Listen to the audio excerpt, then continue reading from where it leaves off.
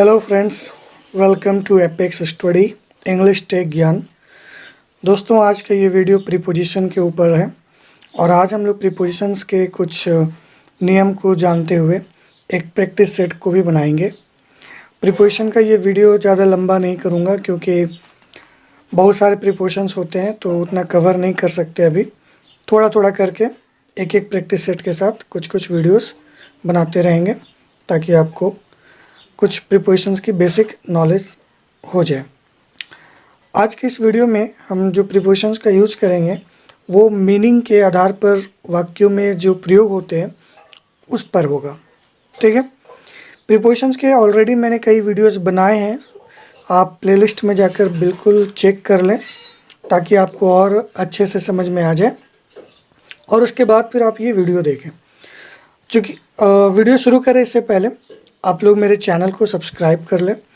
आपके सब्सक्राइब करने से हमें बड़ा सपोर्ट मिलता है और हौसला भी होता है कि हम आपके लिए कुछ अच्छा कर सकें। साथ ही साथ शेयर करें, लाइक करें और अगर कोई प्रॉब्लम हो तो आप कमेंट बॉक्स में ज़रूर बता दें। तो आइए शुरू करते हैं इस वीडियो को। पहला क्वेश्चन हम लेते हैं, there is a bird dash the tree.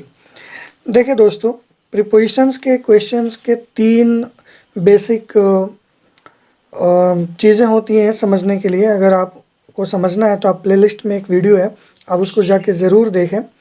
फ़िलहाल मैं एक छोटा सा बता दे रहा हूँ कि एक मीनिंग के आधार पर प्रीपोजिशन के क्वेश्चन को बनाया जाता है, यानी कि सेंटेंस में जो मीनिंग निकलता है हिंदी के प्रीपोजिशंस का, जैसे पर, में, ठीक है, या और भी हैं, तो जो हिंदी के मीनिंग होते हैं उसके आधार पे भी कभी कभी प्रीपोजिशंस को, इंग्लिश के प्रीपोजिशंस को खाली स्थान में भरा जाता है। इसके लिए हमें दो चीज़ों की ज़रूरत पड़ती है।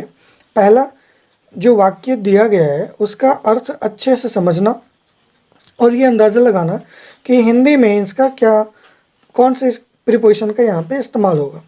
साथ ही साथ जो प्रीपोजिशन ऑप्शन में दिए गए हैं इनका भी मीनिंग के अनुसार इस्तेमाल करना आना चाहिए। अब ये दो बातें अगर क्लियर हैं तो क्वेश्चन बनाना आपके लिए बेहद आसान होता है। ठीक है, तो आइए शुरू करते हैं। सबसे पहले जो पहली शर्त है कि वाक्य का मीनिंग क्या है वो जानना है, तो उसको जान लेते हैं। कहता है, there is a bird dash the tree, पेड़ पर एक पक्षी है। ठीक है, आपने सुन लिया होगा पेड़ पर, तो यहाँ पर का अर्थ दे रहा है। अब हम ऐसा प्रीपोजिशन चूज़ करेंगे जिसमें पर का अर्थ निकलता हो। तो आप यहाँ देख सकते हैं कि तीन ऐसे प्रीपोजिशंस हैं जिनमें पर का अर्थ जाता है, ऑन, एट या ओवर।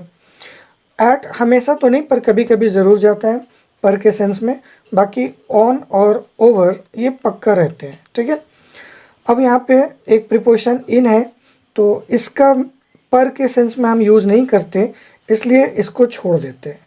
हम चर्चा कर लेते हैं ऑन का और ओवर का। एट का भी नहीं, क्योंकि एट का भी ज़्यादातर इस्तेमाल पर के अर्थ में नहीं किया जाता है। तो बचा ऑन या ओवर। ओवर का इस्तेमाल तब करते हैं जब कोई चीज़ किसी चीज़ के ऊपर हो और जिसके ऊपर हो उसको वो टच ना करता हो, तब हम उस वस्तु के लिए ओवर का इस्तेमाल करते हैं। ठीक है, जैसे मेरे सिर के ऊपर छत है, तो जाहिर सी बात है छत आपके सिर पर तो नहीं रखा है या सिर को टच नहीं कर रहा, इसलिए यहाँ पे ओवर का इस्तेमाल होगा कि there is a roof over my head. Same. ठीक है, अब यहाँ पे ऑन का यूज़ होगा क्योंकि हम देख चुके हैं कि कंडीशन जो है बर्ड पेड़ पर है, पेड़ बर्ड के ऊपर नहीं है या उसके और ऊपर नहीं है, ऐसी कंडीशन नहीं है, इसलिए ओवर भी नहीं होगा। तो जो सही प्रीपोजिशन है वो है on. There is a bird on the tree. On का कंडीशन ये होता है कि जब कोई चीज़ किसी चीज़ के ऊपर हो और वो जिसके ऊपर हो उसको टच करता हो तो ऑन का सिचुएशन बनता है। जैसे कि टेबल पर किताबें हैं तो हम वाक्य बनाते हैं, there are books on the table. ठीक है, आइए नेक्स्ट सेंटेंस देखते हैं। अगर आपको नहीं समझ में आया होगा तो कमेंट बॉक्स में ज़रूर बताइएगा, मैं अगला वीडियो सेम प्रीपोजिशन पर बना दूंगा। नेक्स्ट सेंटेंस है who is there dash the wheel. पहले अर्थ जान लेते हैं। अर्थ कहता है कि व्हील मतलब नकाब या पर्दा, पर्दे के पीछे या अंदर, आप यहाँ दोनों अर्थ ले सकते हैं, पर्दे के पीछे या अंदर कौन है। ठीक है, अब यहाँ पीछे के लिए बिहाइंड का अर्थ जाता है, ये पीछे हो गया। ये तो नीचे का अर्थ जाता है, हम ये तो नहीं पूछते कि पर्दे के नीचे कौन है, तो ये आंसर नहीं जाएगा। रहा इनसाइड, इसका अर्थ जाता है अंदर।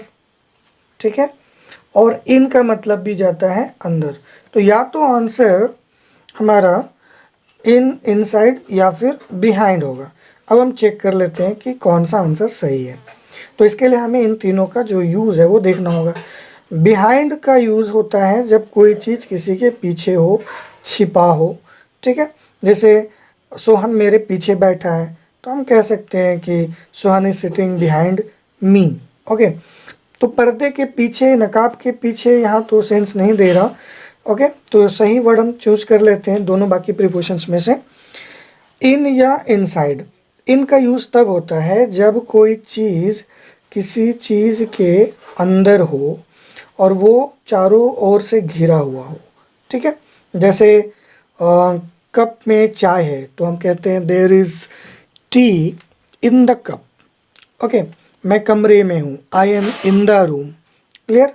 और इनसाइड का यूज़ तब होता है कि जब कोई चीज़ किसी चीज़ के अंदर हो और अंदर वाली चीज़ बाहर वाले को दिखाई ना दे। ठीक है, अब यहाँ पर्दे के अंदर या नकाब के अंदर कोई है और जो है वो बाहर वाले को नहीं दिख रहा, तभी तो पूछ रहा है कि हु इज़ देयर, कौन है अंदर नकाब के। ठीक है, तो यहाँ सही प्रीपोजिशन होगा इनसाइड। क्लियर। चलें नेक्स्ट देखते हैं। अगला वाक्य है there is a fan dash your head. Okay, अब यहाँ पे देखें अर्थ क्या जाएगा कि तुम्हारे सिर के ऊपर या पर, फिर से वही आया पर या ऊपर, और हम यहाँ देख लें कि लगभग सभी वर्ड पर या ऊपर का सेंस देते हैं, पर आंसर तो कोई एक होगा। वो कौन सा है, लेट्स चेक आउट। तो ऑन का यूज़ हमने देख लिया कि कोई चीज़ किसी के ऊपर हो लेकिन उस ऊपर वाली चीज़ को, और वो ऊपर वाली चीज़ को टच करती हो।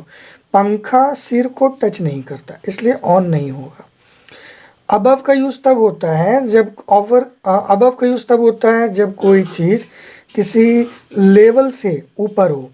ठीक है, जैसे पानी बह रहा है और वो भी खतरे के निशान के ऊपर, तो हम कह सकते हैं the water is flowing above the danger line. तो अबव लेवल बताने के लिए यूज़ होता है, स्तर बताने के लिए यूज़ होता है। तो यहाँ पे ऐसा कुछ नहीं है, इसलिए अबव का यूज़ नहीं होगा। अब दरअसल एडवर्ब के रूप में ज़्यादातर यूज़ होता है और यहाँ हम प्रीपोजिशन का काम कर रहे हैं, इसलिए इसको छोड़ दीजिए। तो बचा ओवर। ओवर का यूज़ मैंने अभी बताया था यहाँ ऊपर वाले क्वेश्चन में कि जब कोई चीज़ किसी के ऊपर हो और वो नीचे वाली चीज़ को टच ना करे। तो पंखा सिर के ऊपर होता है और सिर को टच नहीं करता, इसलिए ओवर हो। क्या होगा अगर ये टच करता सिर को, तो जाहिर सी बात है फिर ऑन का यूज़ होता। क्लियर। अब आते हैं नेक्स्ट क्वेश्चन में।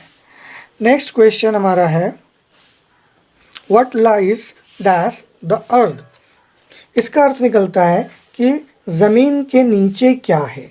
अब यहाँ हमें नीचे के लिए प्रीपोजिशन चाहिए, तो आइए देखते हैं नीचे के लिए क्या क्या वर्ड आ रहे हैं। तो आई होप कि यहाँ चारों प्रीपोजिशंस का एक ही सेंस है, नीचे। ठीक है, लेकिन आंसर कोई एक होगा, तो हम सबको एनालाइज कर लेते हैं। बिलो, जैसे मैंने अबव का बताया था, अब अस्तर बताने के लिए, वैसे ही बिलो का इस्तेमाल भी अस्तर बताने के लिए होता है। ये तब होता है जब कोई चीज़ किसी लेवल से नीचे जा रहा हो। जैसे उस नदी का पानी खतरे के निशान के नीचे बह रहा है, तो हम कह देंगे the water of that river is flowing below the danger line. Clear. तो यहाँ पे ऐसा कोई कंडीशन नहीं आ रहा, इसलिए बिलो का यूज़ नहीं होगा। डाउन, जैसे अप, और मैंने कहा था अप एडवर्ब के रूप में ज़्यादातर यूज़ होता है, डाउन भी उसी तरह से हम यूज़ करते हैं, इसलिए इसको छोड़ दीजिए। नेक्स्ट है अंडर। तो अंडर का इस्तेमाल अभी हमने देखा कि यहाँ पे आपने देखा कि जब भी कोई चीज़ किसी के नीचे हो और ऊपर वाली, जब कोई चीज़ किसी के नीचे हो और वो ऊपर वाली चीज़ को टच ना करे तो अंडर का यूज़ करते हैं। जैसे कि there is a cat under the table, table के नीचे बिल्ली है। Okay, and the last one is beneath, तो आंसर इज बीनीथ। अंडर यहाँ इसलिए नहीं होगा क्योंकि ज़मीन के नीचे जो भी होगा वो ज़मीन को टच तो जरूर करता होगा, इसलिए अंडर का कंडीशन भी यहाँ नहीं बना। तो आंसर है बीनीथ। बीनीथ का यूज़ तब करते हैं जब कोई चीज़ किसी के नीचे हो और वो ऊपर वाली वस्तु को टच कर रही हो या करता हो। क्लियर। अब हम आते हैं अपने आखिरी सेंटेंस की ओर।